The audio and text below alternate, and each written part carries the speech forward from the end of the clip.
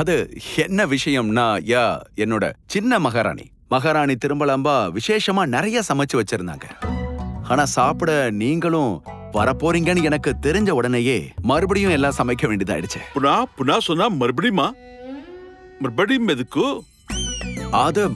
அது எதனாலன்னா, நீங்க சாப்பிட வரீங்கன்னு தெரிஞ்ச உடனே சாப்பாடு இன்னும் சிறப்பா இருக்கணுங்கிறதுக்காக மறுபடியும் சமைக்கிறாங்க. அது சரி, நீங்க கவலைப்படாதீங்க, நேரத்துக்கு உங்களுக்கு சாப்பாடு வந்துடும். என்னுடைய நாட்டுல துறவிகள் முனிவர்கள் எல்லாருமே நேரத்தை ரொம்ப சரியா கடைபிடிப்பாங்க. இல்லே மகாராஜா, இல்லே என்ன மாதிரி துறவியா வாழ்றவங்க அவங்க வாழ்க்கையில சட்ட திட்டம் இருக்காது. அப்படியா? கடவுள் சொல்லுது, நம்ம செய்து நிம்பளுக்கு ஒண்ணு சொல்வா, உலகத்துல சாப்பாடு நேரம் யாருக்கும் குறிக்கப்படல. உங்களுக்கும் சாப்பாட்டுக்கான நேரம் குறிக்கப்படலையா? அப்படின்னா நான் சொல்லுது, பண்காரே எப்போ வேணாலும் சாப்பிடுவான், அப்புறம் ஏழை கிடைக்கும் போதுதான் சாப்பிடுவான். உங்களுக்கு புரிஞ்சுதா? சரியா சொன்னீங்க. என்னுடைய ராணிகள், இவர்தான் முல்லா நசுருதீன் ஐயா அவர்கள். வணக்கம் முல்லா நசுருதீன் அவர்களே. வணக்கம் முல்லா நசுருதீன் அவர்களே. வணக்கம் வணக்கம் வணக்கம் வணக்கம். மாஷா அல்லாஹ், மாஷா அல்லாஹ். மகாராஜா, வாசமே ரொம்ப நல்லா இருக்கும், ரொம்ப நல்லா இருக்கும். முல்லா நசுருதீன் அவர்களே, நான் உங்களுக்காகவே எல்லாத்தையும் என் கையால விதவிதமா சமைச்சிருக்கேன். மகாராஜா சொன்னாரு. ஆனா மகாராஜா என்ன நினைக்கிறாருன்னா, அது உங்களுக்கு விஜயநகரோட சாதாரண சாப்பாடே போதும், எதுக்கு விசேஷமான்னு. ஆனா நீங்க தான் பக்தாத்ல இருந்து வந்திருக்கீங்கல்ல, அப்புறம் மறுபடியும் நீங்க இங்க வரும்போது நானே இன்னும் வகை வகையா உங்களுக்காக விசேஷமா சமைச்சு கொடுக்கறேன். கண்டிப்பா நீங்க வந்து சாப்பிடணும். கண்டிப்பா திரும்ப வரும், கண்டிப்பா வரும். ஹுசூர், शुक्रिया. இவருக்கு என் பேர் தெரியல போல, அதான் ஹுசூர்னு கூப்பிடுறாரு. சாப்பிட ஆரம்பிங்க. சரி, முதல்ல நீங்க சாப்பிடுங்க. வாசம் ரொம்ப நல்லா இருக்கும். ஐயா கேளுங்க, ஒன்னு சொல்ல முடியுமா? கண்டிப்பா நீங்க இதே சாப்பிட்டிருக்கும். இது சுவை எப்படி இருந்தது? எங்களை மன்னிச்சிருங்க ஐயா, ஆனா இந்த சாப்பாடு எங்களுக்கானது இல்ல. இதெல்லாம் பொதுவானது. நீ என்ன பேசுது மகாராஜா? இதெல்லாம் என்னது? இதெல்லாம் உங்க வேலைக்காரங்க சாப்பிட்டு கூட பார்க்கல, இதெல்லாம் எனக்கு கொடுக்குறீங்க. ஐயா, நீங்க அவர் சொன்னதை தவறா புரிஞ்சுக்கிட்டீங்க. இது அரச விருந்து. இது எனக்காகவும் என்னுடைய விருந்தாளிக்காகவும் செஞ்சது. ஆமா, அவங்களுக்கு தனியா சமையல் செய்வாங்க. அதனாலதான் அவங்களுக்கு இதோடைய சுவை என்னன்னு தெரியாது. ஆமா மகாராஜா, நான் அதைத்தான் கேக்குது. இந்த சாப்பாடு எல்லாம் சாதாரண மக்களுக்கு கிடையாதுன்னா அதே மகாராஜாவும் அவரோட விருந்தாளி மட்டும் எப்படி சாப்பிடலாம்?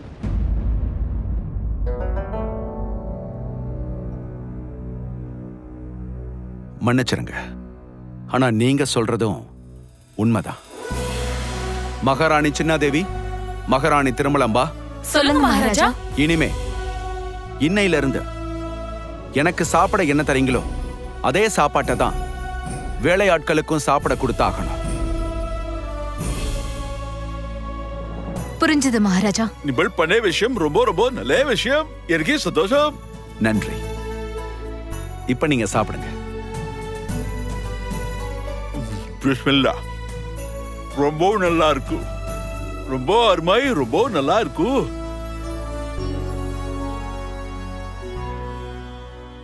ரொம்ப நல்லா இருக்கு, ரொம்ப நல்லா இருக்கு. அடடா, நன்றி ஹுசூர். சலாம் உங்களுக்கு. ரொம்ப நல்லா சமைச்சிருக்கு.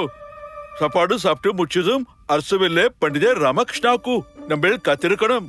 அவர் நம்ம கேள்விக்கு பதில் தேட போயிருக்காரு. அப்படின்னா மகாராஜாவோட மீசைக்கு வந்த பிரச்சனை இன்னும் முடியலையா?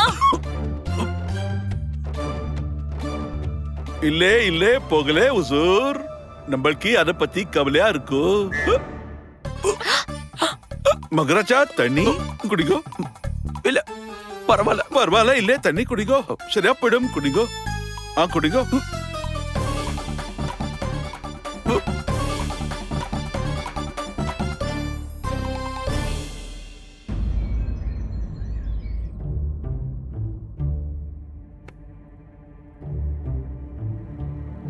இன்னைக்கு என்ன ஆகும்? பண்டித ராமகிருஷ்ணா அந்த புதிருக்கு பதில சொல்லிடுவானா?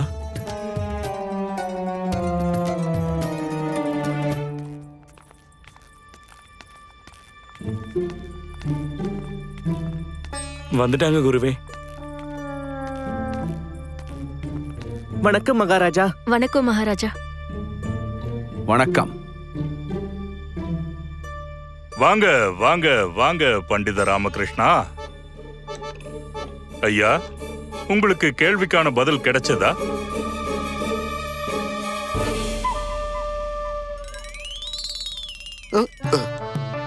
குருவுக்கு இன்னும் மூளை வளரவே இல்ல. வாய்ப்பு கிடைச்சோட எல்லாத்துலயும் முந்திரி கொட்டை மாதிரி முந்திக்கிறது. யார் ராஜ்குரு? கேள்வி கேட்டது யாரு? நீங்க தான் கேட்டீங்க முல்லா நசுருதீன் அவர்களே. அப்போ யாரோ அவர்கிட்ட கேட்கணும் இந்த கேள்விக்கு பதிலும் கிடைச்சதான்னு.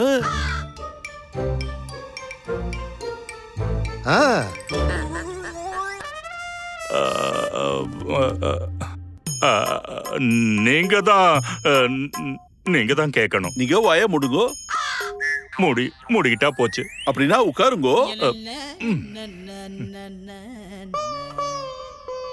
நல்லா மனசு. சொல்லுங்க பண்டித ராமகிருஷ்ணா. நிம்பல் அம்மா அப்புறம் நிம்பல் மனைவி சாரதா கிட்ட கேட்ட கேள்விக்கு பதிலும் கிடைச்சதா? சொல்லுங்கம்மா.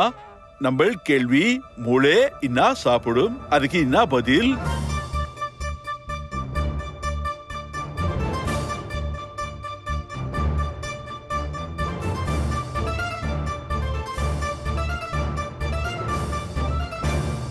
அம்மா நல்லா யோசிங்கம்மா, யோசிங்க. முல்லா நசுருதீன் அவர்கள் முட்டாள்தனமா இந்த கேள்வியும் கேட்க மாட்டாரு. கேள்விக்கு கண்டிப்பா பதில் இருக்கும். யோசிங்கம்மா, நல்லா யோசிங்க. நானும் யோசிக்கிறேன், யோசிங்க. அம்மா, உங்களுக்கு தெரியுமா, எங்க அம்மா சொல்லுவாங்க பாதாம் சாப்பிட்டா மூளை நல்லா வேலை செய்யுமா. அதனால உங்க கேள்விக்கான பதில் பாதாம் தான். மல்லிகைப்பூ. அம்மா, உங்க கேள்விக்கான பதில் மல்லிகைப்பூ என்னதான் அறிவுக்கான சாப்பாடு.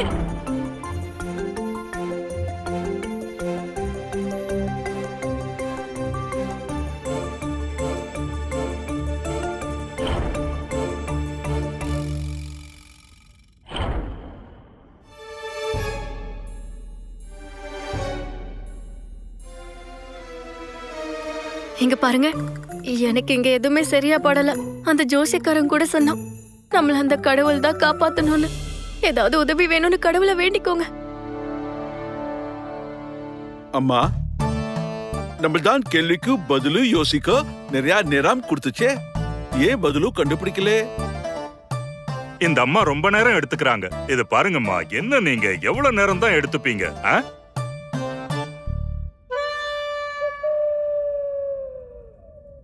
அதான் உங்க 2 பேருக்கும் இன்னும் நிறைய நேரம் இருக்குல்ல. உங்க புத்தியை பயன்படுத்தி கொஞ்சம் யோசிச்சு பாருங்க. உங்களுக்கு பதில் கிடைச்சிருச்சா? கிடைச்சிருச்சா?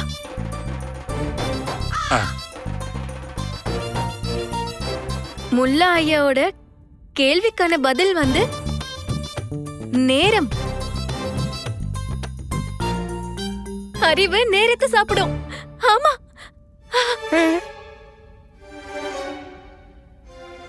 நேரமா? இதுல ஆச்சரியப்பட்டு பாக்குறதுக்கு என்ன இருக்கு? நீதானே எனக்கு சொன்ன என்கிட்ட நிறைய நேரம் இருக்குன்னு. என்னோட அறிவை பயன்படுத்த சொன்னல. கேள்விக்கான பதில கண்டுபிடிக்கிறதுக்கு நான் என்னோட அறிவை பயன்படுத்தி ஆகணும். ஆனா நான் அதுக்கு தேவையான ஒன்ன கொடுக்கணும். அப்ப அதுக்கு, அதாவது என் அறிவுக்கு என்ன தேவைப்பட்டுச்சு? நேரம்தான். அதான் முல்லா ஐயாவோட கேள்விக்கான பதில் நேரம்தான்.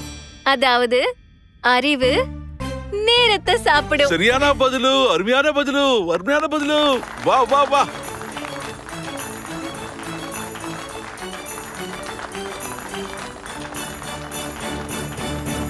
அம்மா ஜெயிச்சிட்டாங்க.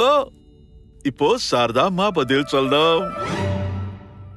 சாரதா அம்மா, நீங்க உங்க கேள்விக்கு பதிலும் சொல்லணும்.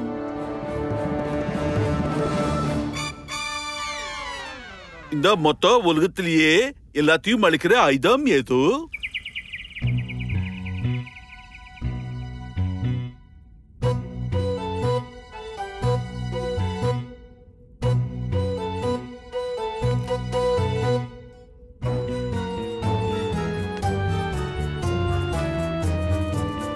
கொஞ்சம் இரு இரு பண்டிதர் ராமகிருஷ்ணா, கொஞ்சம் அங்கேயே இரு. பாருங்க பாருங்க முல்லா நசுருதீன் அவர்களே, இந்த பண்டிதர் ராமகிருஷ்ண சாரதா அம்மாவுக்கு உதவி செய்யறதுக்கு பதுங்கி பதுங்கி பதுங்கி பதுங்கி பதுங்கி பதுங்கி போறத பாருங்க பாருங்க.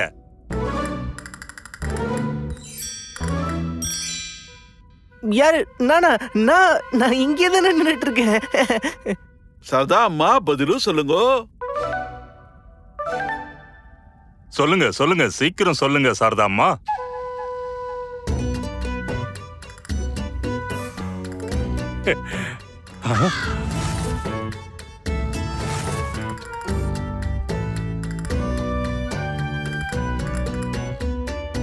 என்ன கத்திரிக்கோளா? பாருங்க மகாராஜா, பாருங்க பாருங்க. இது தப்பு மகாராஜா, இது ரொம்ப ரொம்ப தப்பு. முல்லா நசுருதீன் அவர்கள் சாரதா அம்மா கிட்ட தான் கேள்வி கேட்டாரு. ஆனா பண்டித ராமகிருஷ்ண சாரதா அம்மாவுக்கு உதவி செய்யறதுக்கு முயற்சி பண்றான். இப்படி இப்படி இப்படி இப்படி இப்படி இப்படி பண்ணிக்கிட்டு இருக்கான். இல்ல இல்ல இல்ல மகாராஜா. பண்டிதே ராமகிருஷ்ணா, இல்லே இல்லே.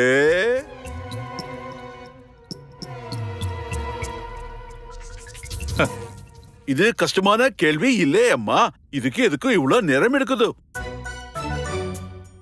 பெரிய அறிவாளியோட மனைவி நீங்க. நிம்பளுக்கு இந்த கேள்வி சுலபமானதுதான். இப்படிங்கிறதுக்குள்ள நீங்க சொல்லிருக்கணும்.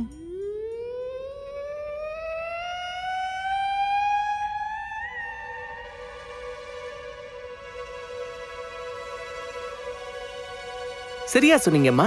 நீங்க ஒண்ணுமே சொல்லல. ஆனா உங்களுக்கு பதிலா உங்களுடைய பாச மருமகள் தான் பேசினா.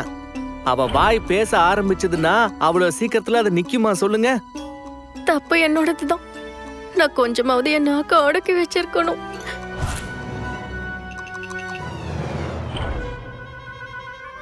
கத்திரிக்கோளா? நாக்கு?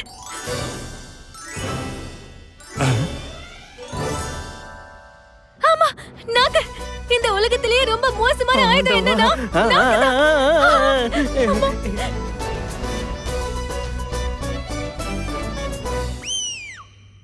குருஜி குருஜி குருஜி, பாத்தீங்களா பாத்தீங்களா அந்த சாரதா பொண்ணு உங்களோட நாக்க பத்தி தான் பேசிக்கிட்டு இருக்காங்க. போயிடு போயிடு போயிடு. சரியான பதிலு, சரியான பதிலு, ரொம்ப சரியான பதில்.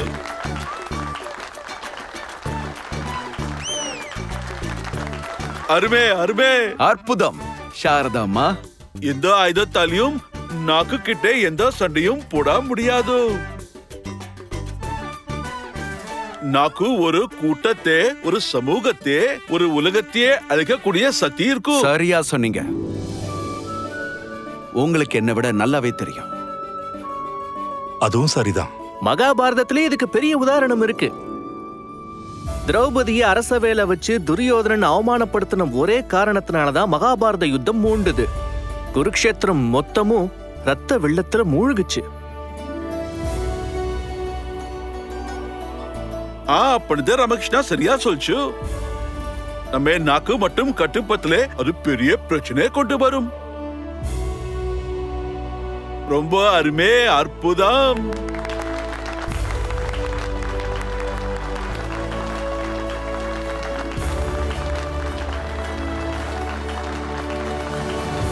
பண்டிதே ராமகிருஷ்ணா, நிம்பள் அம்மாவும் மனைவியும் நிரூபிச்சிட்டாங்கோ. அவங்க நிம்பளுக்கு குறைஞ்சவங்க கிடையாது. அவங்களுக்கும் நிபுண் மாதிரி அறிவும் திறமையும் இருக்கு.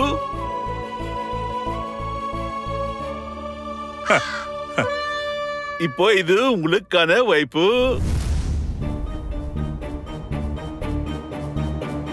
அத்து கேட்க போற புதிர் உங்களுக்கு தான்.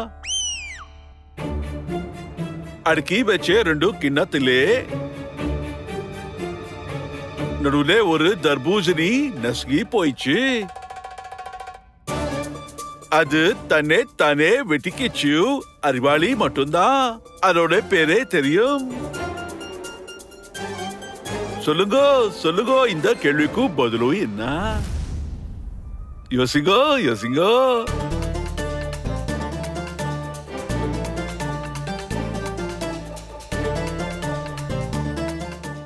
சொல்லுங்க பண்டித ராமகிருஷ்ணா. எல்லாரும் காத்துக்கிட்டு இருக்கு. சொல்லுங்க.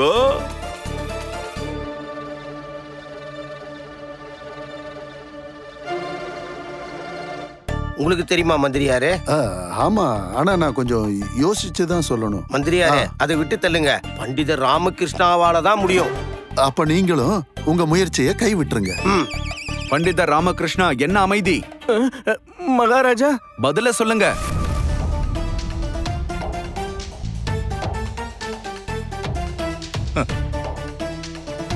பண்டிதர் ராமகிருஷ்ணா, உங்களுக்கு நான் கட்டளை இடுறேன். முல்லா நசுருதீன் அவர்கள் கேட்ட கேள்விக்கு இப்பவே நீங்க பதில சொல்லுங்க. சொல்லுங்க பண்டித ராமகிருஷ்ணா, சொல்லுங்க.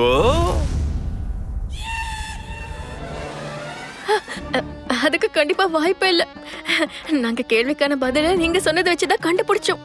இப்போ நீங்க பதில் சொல்லி ஆகணும். நீங்க அமைதியா இல்லாம பதில சொல்லுங்க. எனக்கு பதில் என்னன்னு தெரியாது. என்ன மன்னிக்கணும் மகாராஜா. ஆனா இந்த முறை என்னால முல்லா நசுருதீன் ஐயா அவர்கள் கேட்ட கேள்விக்கு பதில் கண்டுபிடிக்க முடியல.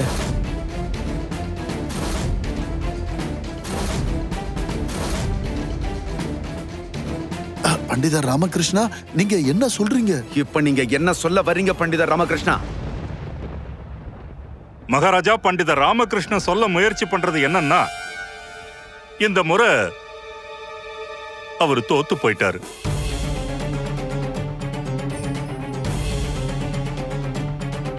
முல்லா நசுருதீன் அவர்கள் கேட்ட கேள்விக்கான பதில் இவர்கிட்ட இல்ல.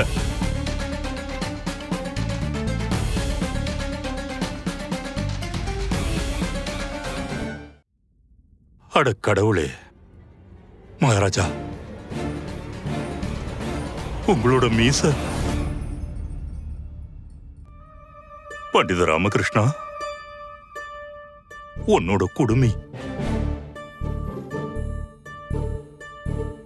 அமைதியாயிட்டா. மந்திரியாரே, குடிமி போயிடும். அப்புறம் மகாராஜாவோட மீசையும். மகாராஜா என்ன? பண்டித ராமகிருஷ்ணா, நம்மளுக்கு நிமிழ் மேல ரொம்ப நம்பிக்கை இருக்கும். ஆனா இப்போ என்ன ஆச்சு பாருங்க. நீங்க தோத்துட்டீங்க. பந்தயப்படி நீங்க உங்க குடும்பியும் மகாராஜா நிம்பள் மீசியும் நம்மளுக்கு கொடுக்கணும்.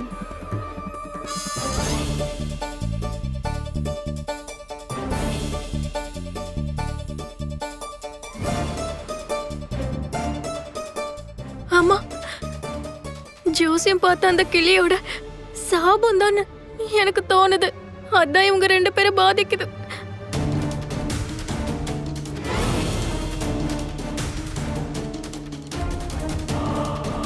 போயிடுச்சு மீசே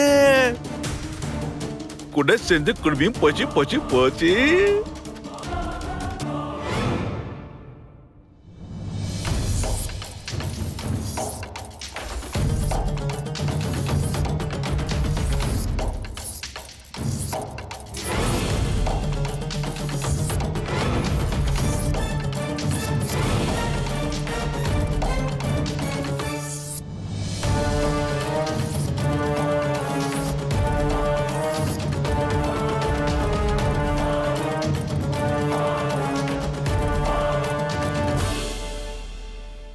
இன்னைக்கு பண்டிதர் ராமகிருஷ்ணனோட குடுமிய வெட்ட போறாங்க.